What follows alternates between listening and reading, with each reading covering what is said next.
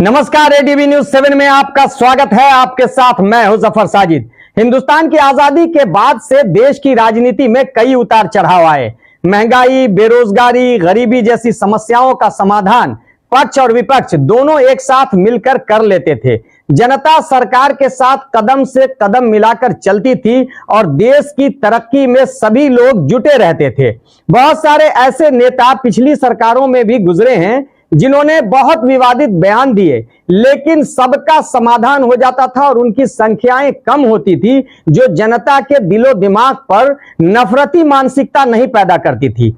लेकिन पिछले इन 15 वर्षों में जिस तरह से सरकार के नेताओं ने सड़क से लेकर सदन तक अपने अपशब्दों से, अपने अभद्र शब्दों से शब्दों की मर्यादा लांघ कर इस तरह की राजनीति पैदा कर दी है, इस तरह की समस्या पैदा कर दी है कि जनता के दिलो दिमाग पर एक नफरती मानसिकता का असर हो गया है और देश में एक कम्युनिटी दूसरी कम्युनिटी से सिर्फ और सिर्फ नफरत करती है। देश की तरक्की के बारे में कोई नहीं सोचता।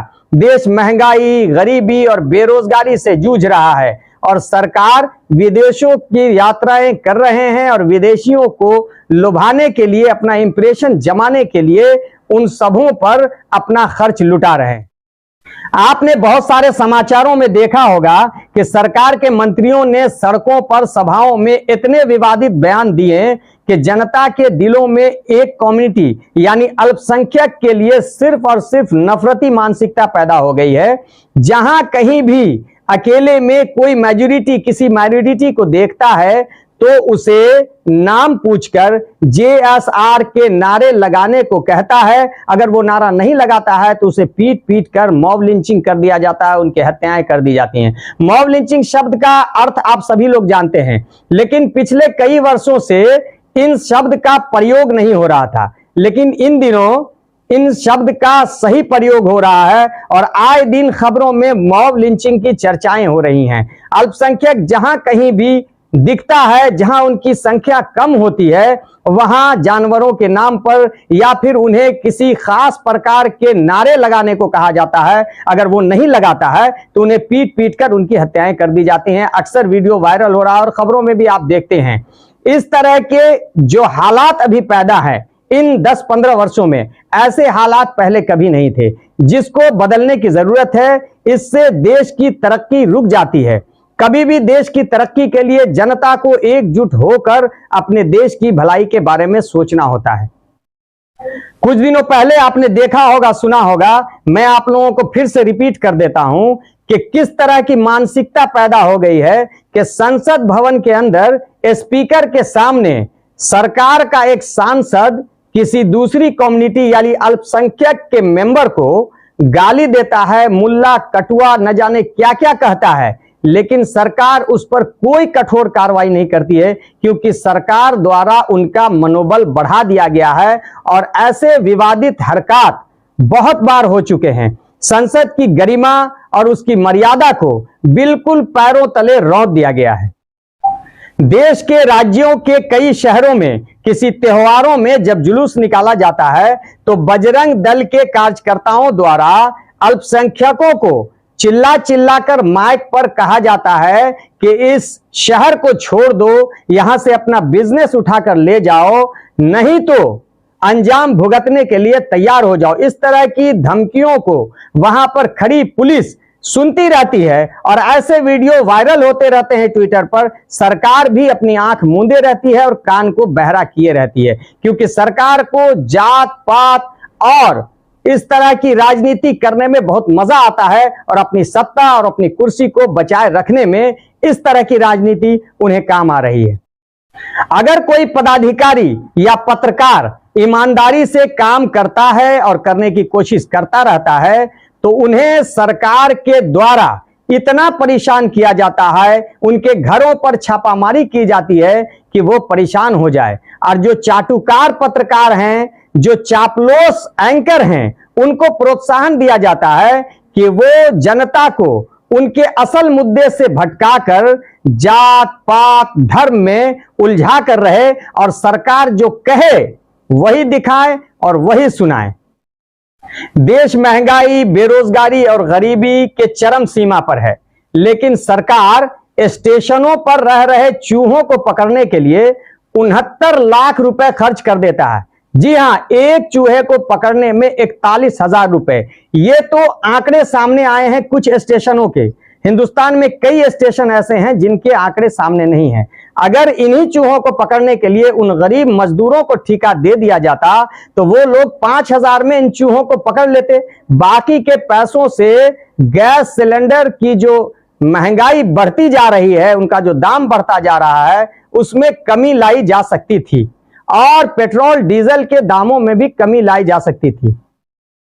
हमारे देश में G20 सम्मेलन 2023 हुआ, जिसमें विदेशों से आए हुए मेहमानों को लाने ले जाने पर इंडियन गवर्नमेंट ने लाखों करोड़ों रुपए खर्च कर दिए, जिससे इस देश की बहुत सारी महंगाई में कमी आ सकती थी, देश की आर्थिक स्थिति में सुधार आ सकता था, जनता को हेल्प हो सकता था। लेकिन सरकार को इन सब चीजों से कोई मतलब नहीं।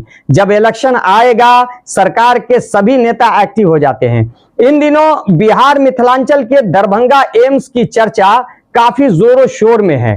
केंद्र और राज्य सरकार बिल्कुल आमने सामने है। दरभंगा एम्स को बनाने के लिए नीतीश कुमार ने, बिहार के मुख्यमंत्री नीतीश कुमार ने जगह एक्वायर कर लिया था शोभन में और सरकार से, यानी केंद्र सरकार से एनओसी मांगा था, लेकिन केंद्र सरकार ने एनओसी नहीं दिया। उल्टे ही केंद्र सरकार के नेता दरभंगा लोकसभा के इलेक्शन का मुद्दा बनाकर धरने पर बैठे हैं और एम्स के बनाने की मांग कर रहे हैं। अगर ऐसा ही है तो जनता क्यों बेवकूफ बन रही है? केंद्र और राज्य सरकार दोनों चाह रही है कि मिथिलांचल के दरभंगा में एम्स बने, तो अपनी अपनी फॉर्मेलिटीज निभाएं और जल्द से जल्द निर्माण कार्य शुरू कर दें। मीडिया का काम है जनता के दुख दर्द और उनकी समस्याओं को सरकार तक पहुंचाना, लेकिन कुछ चापलूस टीवी चैनलों और उनके एंकरों ने इन सब बुनियादी मुद्दों से जनता को भटका दिया है और सरकार की उपलब्धियों, विदेशी यात्राओं और विदेशियों को इंप्रेस करने की सारी खूबियों को टीवी चैनल पर दिखाते हैं और अपना समय पूरे दिन इन्हीं सब चापलूसी में गुजारते हैं। लेकिन उन्हें पता नहीं कि इस देश में जब कभी भी समस्याएं आती हैं और कहीं से इंसाफ नहीं मिलता है तो जनता मीडिया का सहारा लेती है कि उनकी समस्याओं को मीडिया वाले पत्रकार दुनिया को दिखाएंगे, लेकिन ऐसा हो नहीं रहा है। दुनिया में कहा जाता है कि मीडिया लोकतंत्र का चौथा खंभा है, लेकिन ओ बेशर्मो, तुम लोग इन खंभों में लगे हुए दीमक हो जो लोकतंत्र को धीरे धीरे खा रहे हो।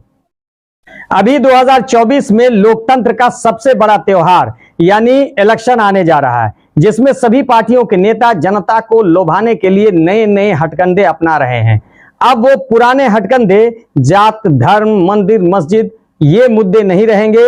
इस बार सिर्फ और सिर्फ मुद्दा महंगाई, बेरोजगारी, शिक्षा और स्वास्थ्य रहेगा, जिससे इस देश का विकास होगा, इस देश की राजनीति में एक नए सूर्य का उदय होगा और फिर से नए भारत के निर्माण में जनता सरकार के साथ मिलकर जुटेगी।